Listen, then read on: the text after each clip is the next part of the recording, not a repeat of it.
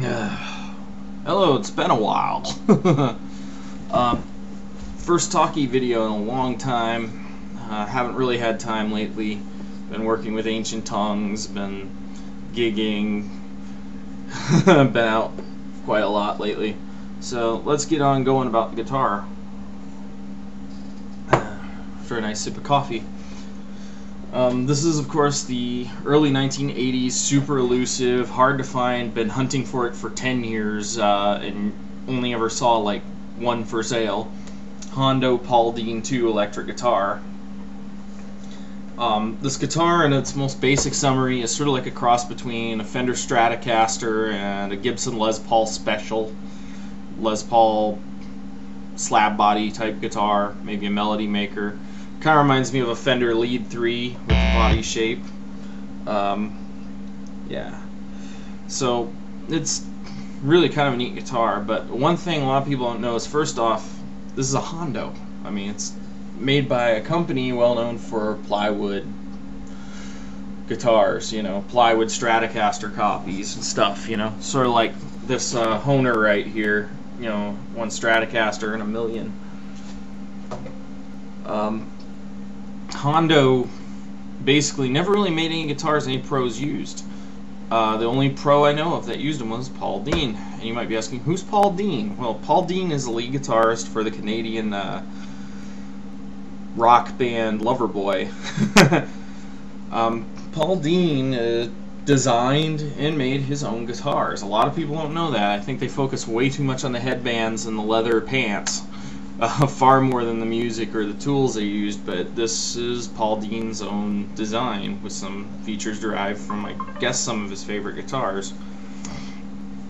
He started off playing like a 60s Strat that he glued back together. He put like a Leo Kwan badass bridge on it, DiMarzio pickups, all that. He glued it back together, put fir and pine, reinforced the body, plastic wood in the body cavities, built a new neck for it, and did two little channels down it.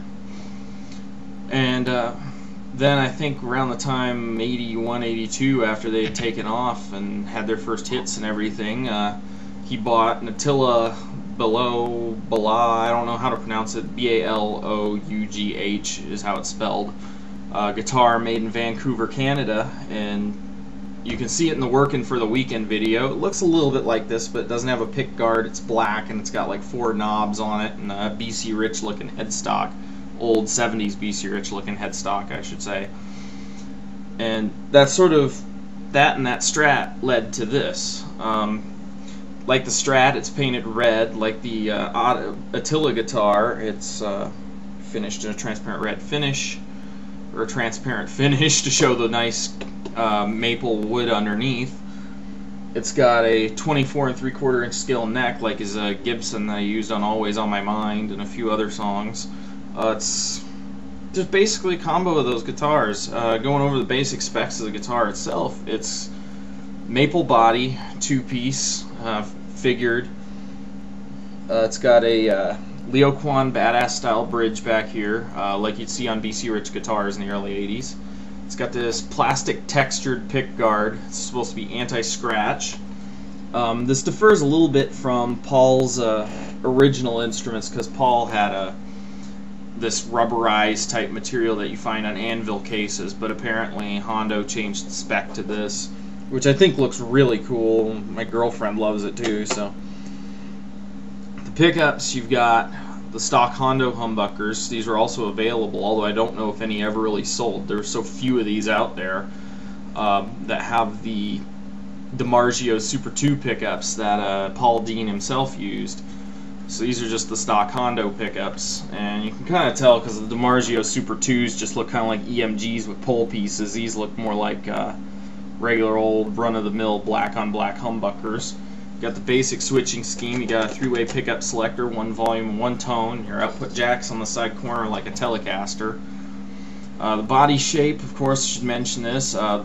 It's sort of a Strat meets a Larrivee or Attila guitar design. It's got the big bulbous horns.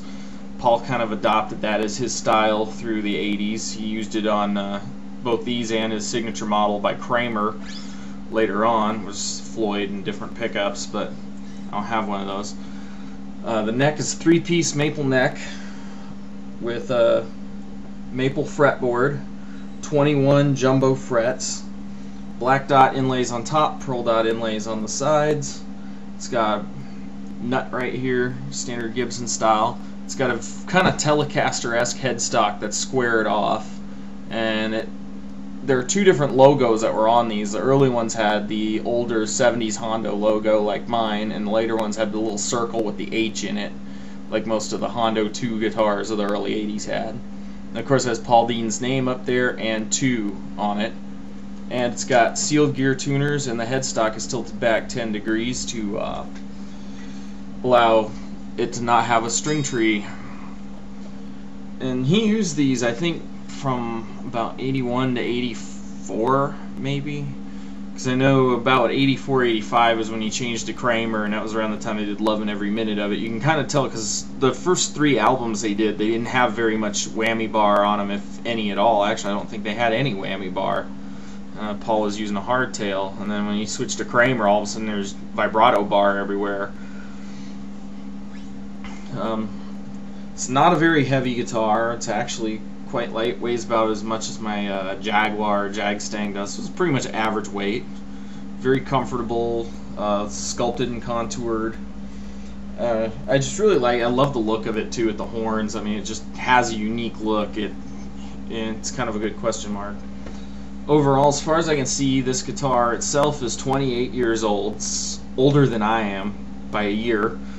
It's in great shape, no rust, no worn out parts. The tuners work nice and smooth. The pickups are good. The only problems I had was a loose pot, and the output jack fell in the body, and the output jack scratches a little bit, but that can all be fixed easily.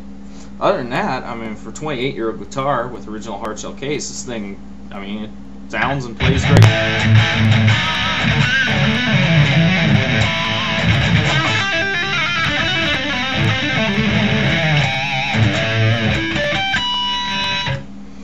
So there you go. Let's hear some sounds.